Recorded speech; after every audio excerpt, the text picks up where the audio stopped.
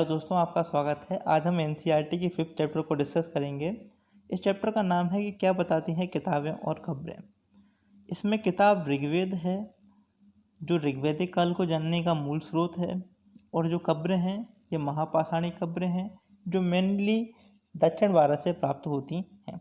तो इस चैप्टर को हम इसी आधार पर दो भागों में पढ़ेंगे। पहला ऋग्वैदिक काल, दूसरा महापाषाणी खबरें। तो ऋग्वैदिक काल में आते हैं। पहले देते हैं दुनिया के प्राचीनतम ग्रंथ। प्राचीनतम ग्रंथों में हम वेदों को देखते हैं। वेद क्या होते हैं? वेद विद धातु से मिलकर बना है, जिसका अर्थ होता है ज्ञान या जानना। तो वेद कितने हैं? 4 वेद हैं। इनके नाम है ऋग्वेद, सामवेद, यजुर्वेद और अथर्ववेद।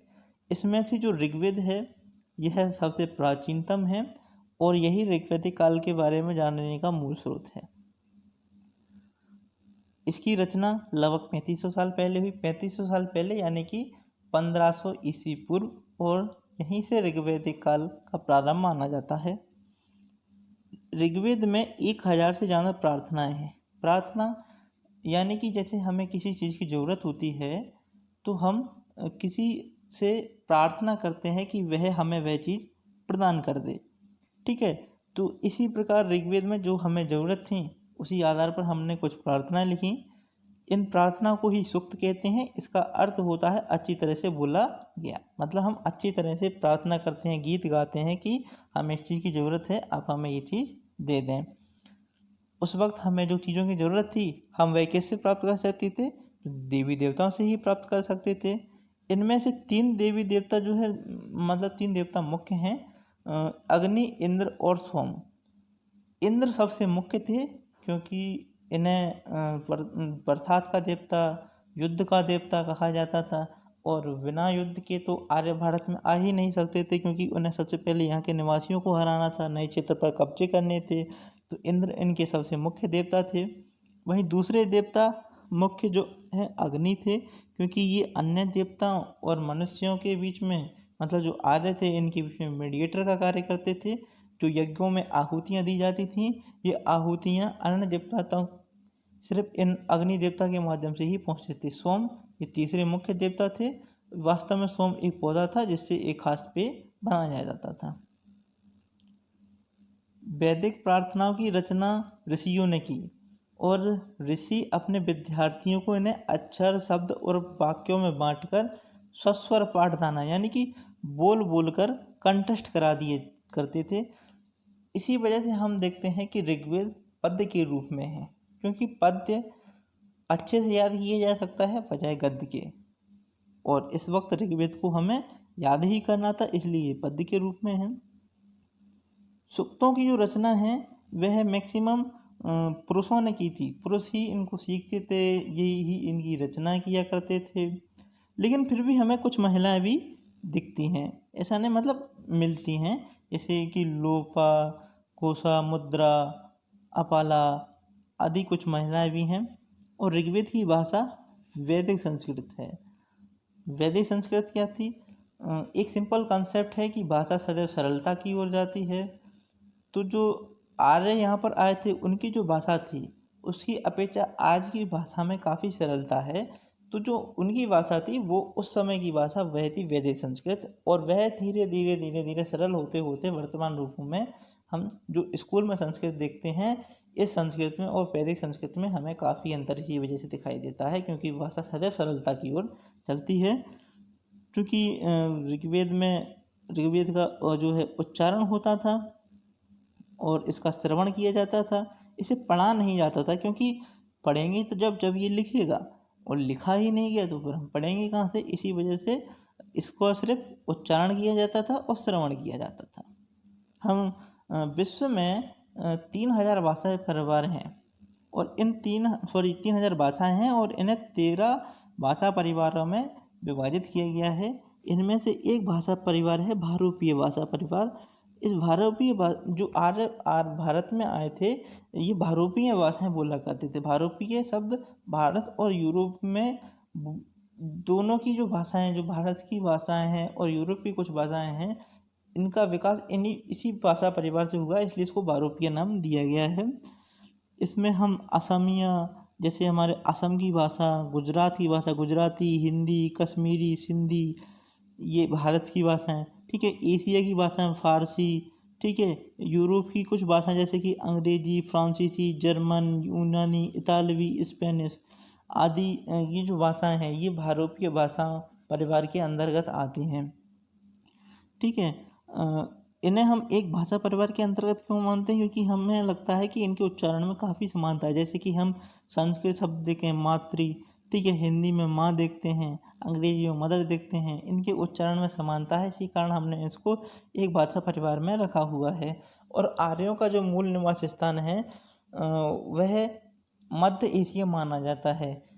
इतिहासकारों में आर्यों के मूल निवास स्थान को लेकर काफ़ी मतभेद थे, लेकिन मैक्स मूलर जो कि एक भाषाविद थे, उन्होंने अपने भाषा की विद्वता के आधार पर कहा कि आर्य मध्य एशिया के निवासी थे।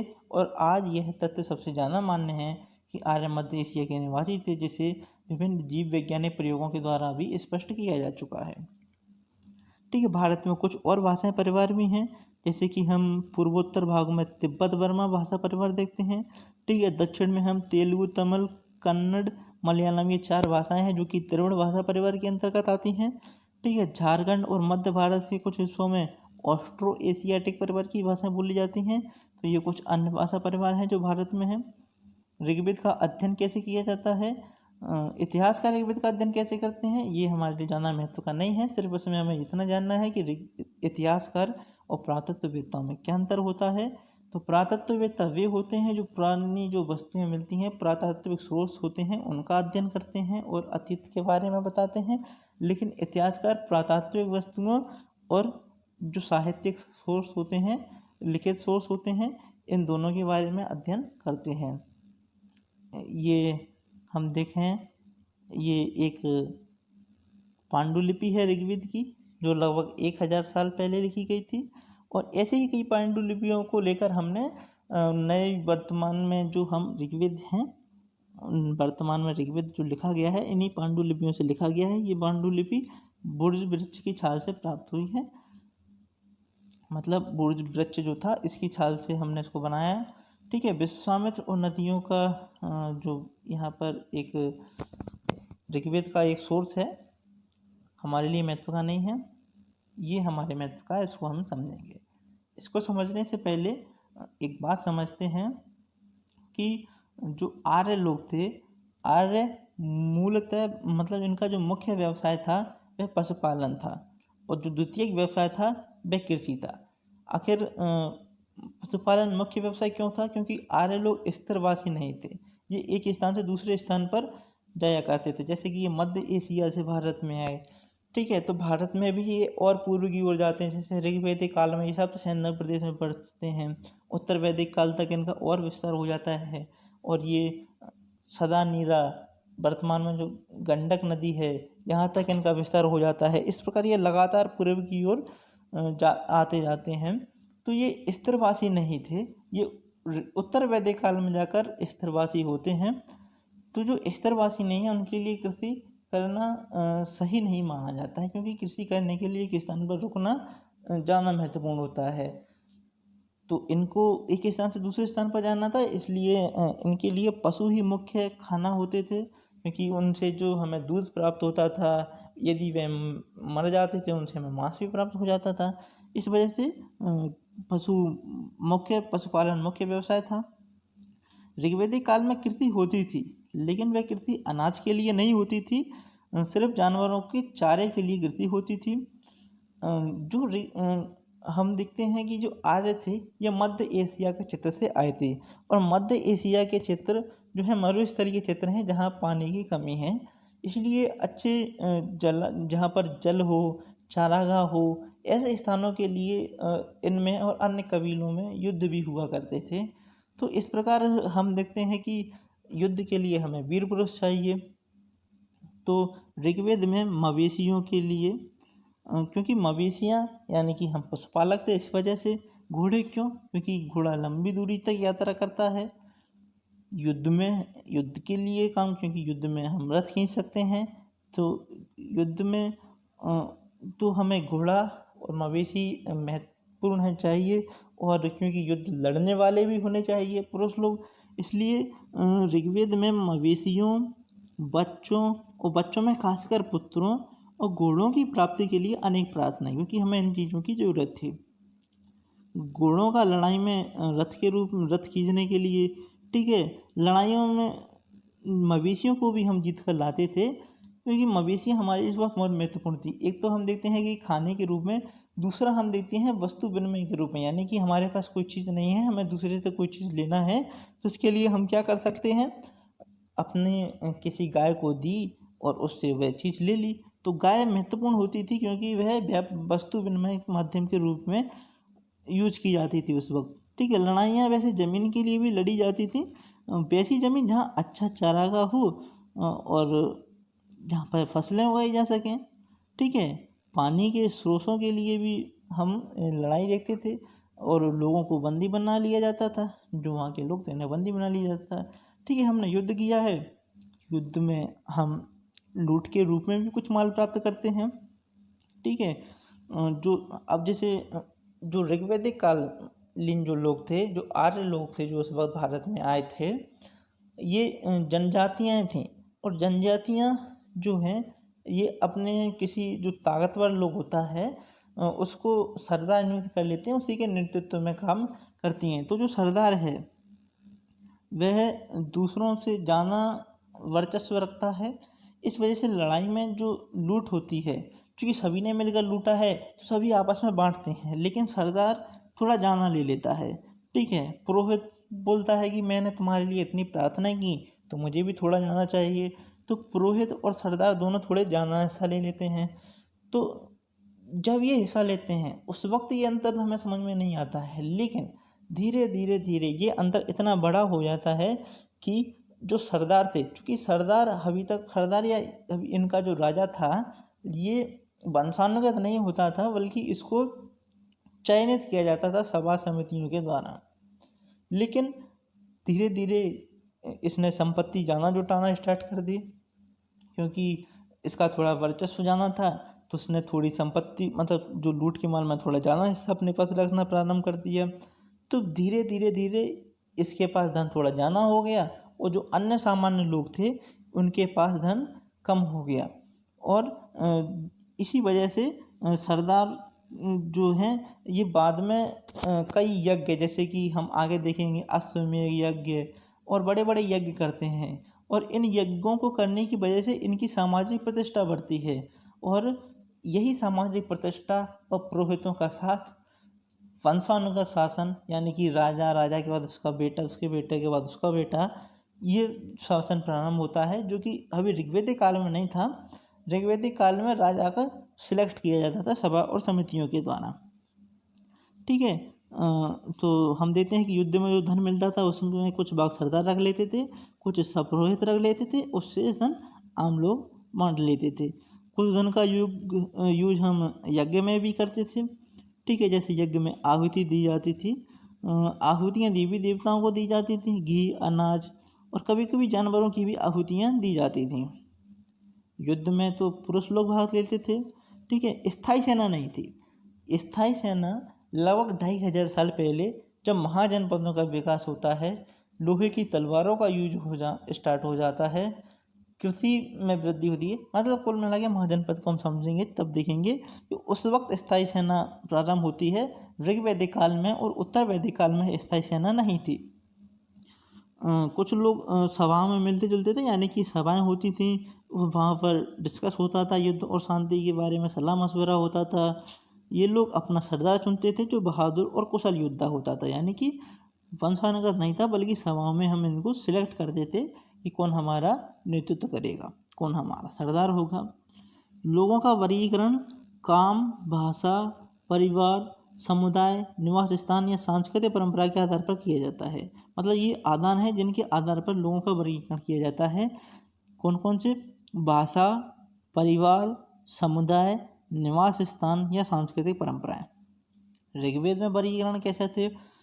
तो एक तो हम देखते हैं काम के आधार पर, काम के आधार पर हम देखते हैं पुरोहितों को। पुरोहित वह जो यज्ञ किया करता था, अनुष्ठान किया जाता था, और दूसरा राजा। अच्छा, राजा क्या किया करता था? ये राजा होते कैसे थे? ये राजा वैसे नहीं थे जो हम जानते हैं, जैसे कि राजा, राजा के बाद उसके बेटा राजा, ठीक है, वह लोगों से टैक्स कलेक्ट करता था, सेना रखता था, वैसा राजा नहीं था। ये राजधानी महलों में रहने वाला राजा नहीं था, और ना ही ये इसके पास सेना थी, ये ना कर वसूलते थे।